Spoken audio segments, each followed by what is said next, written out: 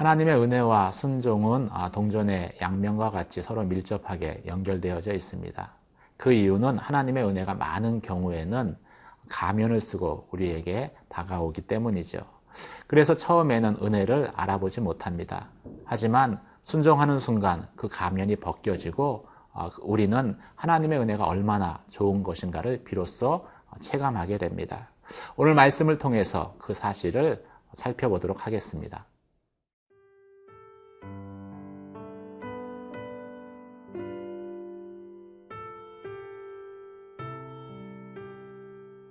누가복음 1장 26절에서 38절 말씀입니다.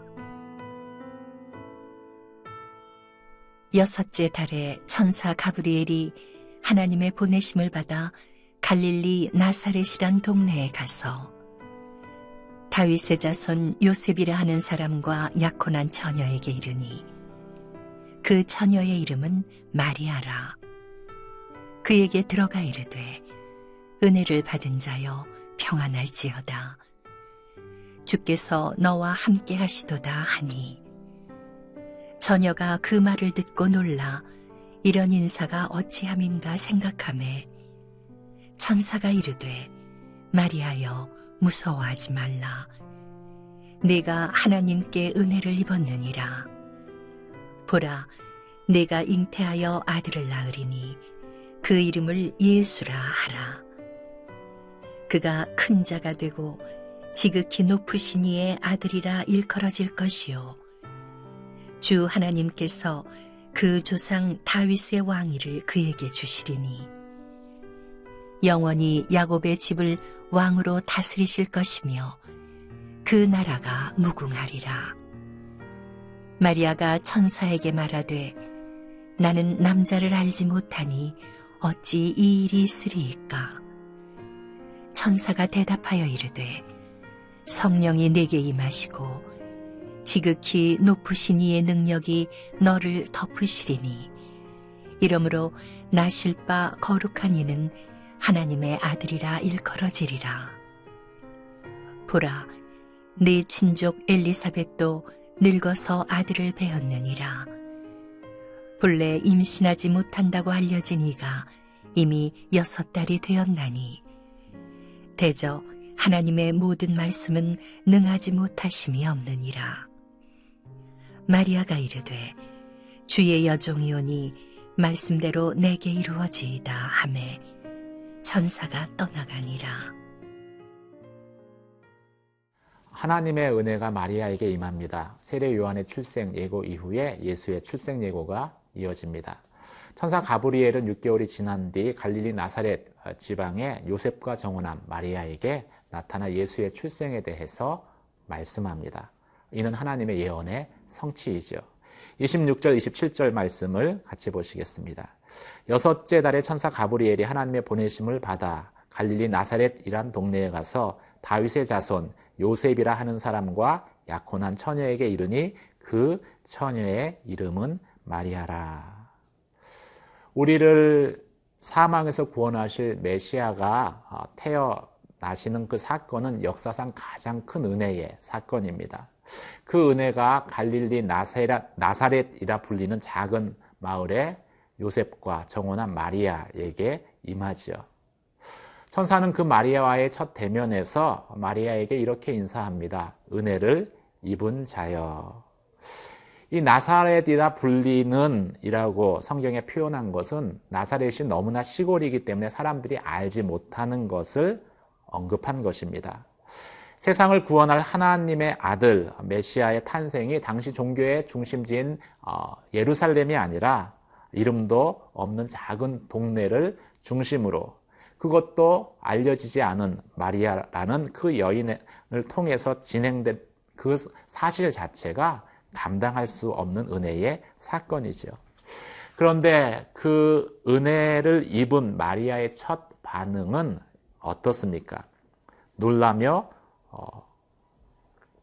천사가 마리아에게 말합니다. 놀라며 무서워하지 말아라. 마리아가 무서워하며 놀랐다라는 것을 언급하고 있습니다.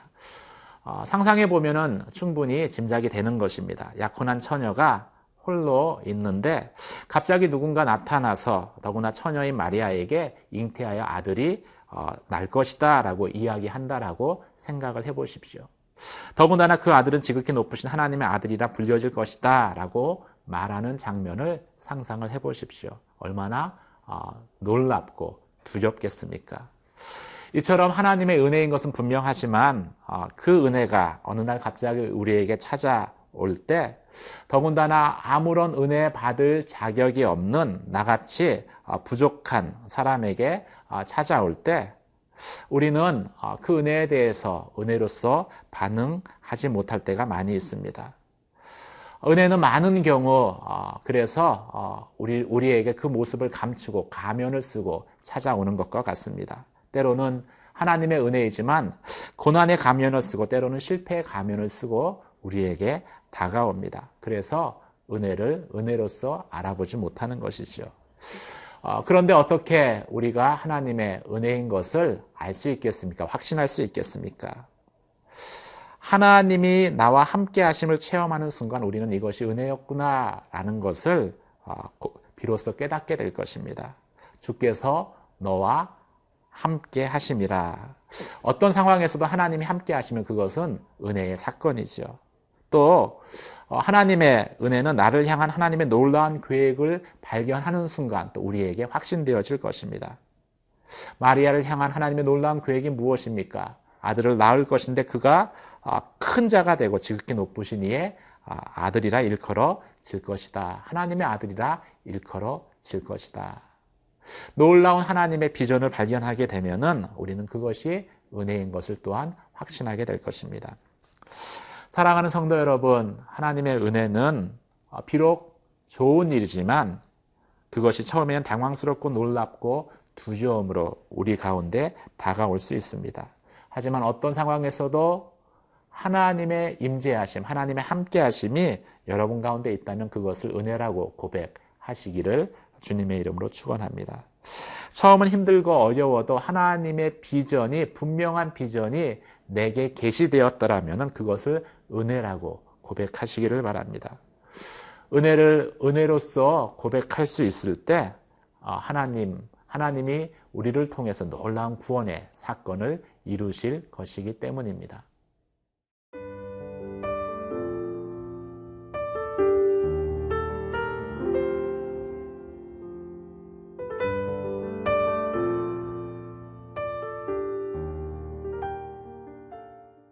하나님의 구원이 이 땅 가운데 이루어지는 첫 번째는 하나님의 은혜가 있어야 됩니다.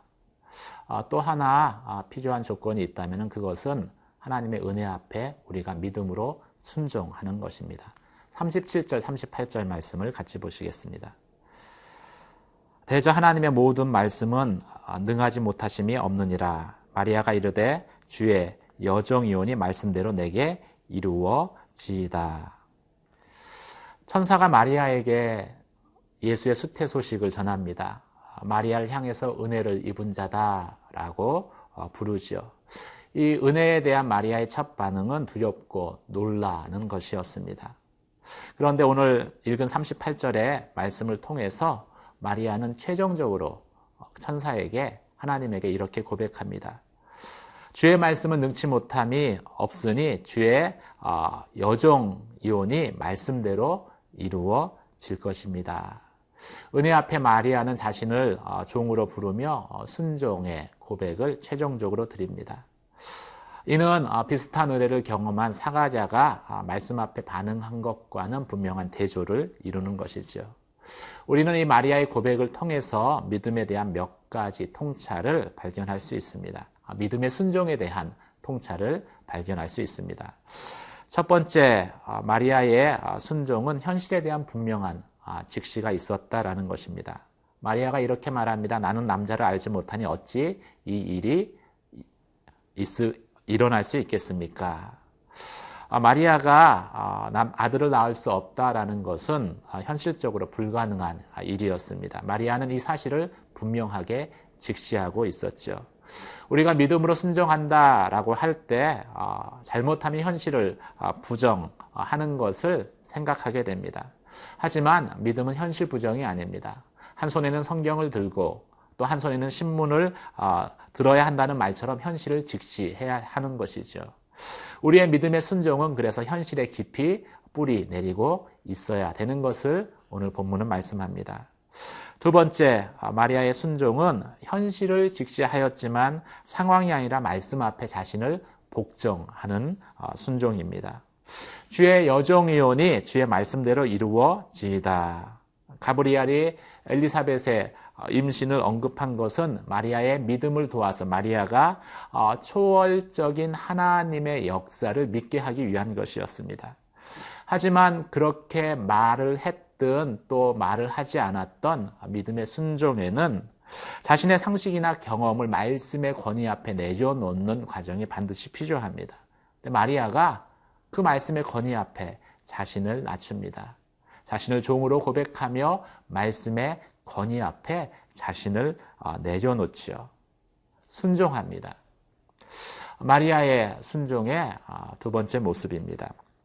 세 번째, 마리아의 순종을 통해서 우리는 순종이 우리의 육신의 힘만으로는 되지 않는다라는 것을 또 발견할 수 있습니다. 천사가 마리아에게 이렇게 이야기합니다. 지극히 높으신 이의 능력이 너를 덮으리니. 마리아의 순종에는 성령의 도우심이 있었다라는 것을 성경은 언급하고 있습니다. 불가능한 것, 그것을 가능케 하는 믿음의 고백은 성령의 능력이 나를 붙드실 때 가능한 것이죠. 내 상식이나 경험을 넘어서 믿음의 순종을 가능하게 하시는 것은 바로 성령의 능력입니다. 힘으로도 되지 아니하며 능으로도 되지 아니하며 오직 나의 신으로 말미암느니라. 마리아의 임신과 마리아의 순종 가운데에는 성령의 도우심이 있었습니다. 사랑하는 성도 여러분, 오늘 마리아에게 주어진 말씀의 사건은 그것이 은혜이긴 하지만 동시에 생명을 위협할 수 있는 무서운 것이었음을 저희에게 이야기합니다. 처녀가 임신했다라는 것은 당시의 통념으로는 처녀가 부정을 저지른 것으로 간주되었고 이것은 마리아의 생명을 위협할 수도 있었기 때문이죠. 생명이 위협받지 않는다 하더라도 파혼당해서 수치와 모욕을 당하는 것은 피할 수 없는 당면한 현실이었습니다. 그럼에도 이 어려운 현실 가운데에서 마리아는 말씀 앞에서 자신을 주의 종으로 고백하며 말씀대로 이루어질 것이다 라고 고백합니다. 마리아의 순종의 모습을 통해서 우리는 우리 자신을 다시 되돌아봅니다. 우리는 납득이 되고 나에게 손해가 덜 되는 쪽에 순종하려고 하기 때문이죠. 그런데 엄밀한 의미에서 이것은 순종이라기보다는 동의에 가까운 것입니다. 순종은 하나님이 기뻐하시는 하나님의 역사가 일어나는 순종은 대부분 순종하기 어려운 그런 상황 가운데에서 생겨나기 때문이죠. 납득할 수 없지만 하나님 말씀하신 것이기에 자신을 쳐 복종하는 것이 오늘 마리아가 저희 가운데 보여준 순종의 모습입니다. 여러분, 마리아와 같은 순종의 삶을 살아가시길 주님의 이름으로 축원합니다. 기도하시겠습니다. 주의 여정이오니 말씀대로 내게 이루어질 것입니다. 하나님의 말씀 앞에 어려운 현실과 또 자신의 모든 경험을 내려놓았던 마리아처럼 하나님, 저희가 말씀 앞에 온전히 순종하는 믿음의 삶을 살게 하여 주시옵소서. 마리아의 순종이 우리의 순종 되게 하여 주시옵소서. 예수님 이름으로 기도드립니다. 아멘.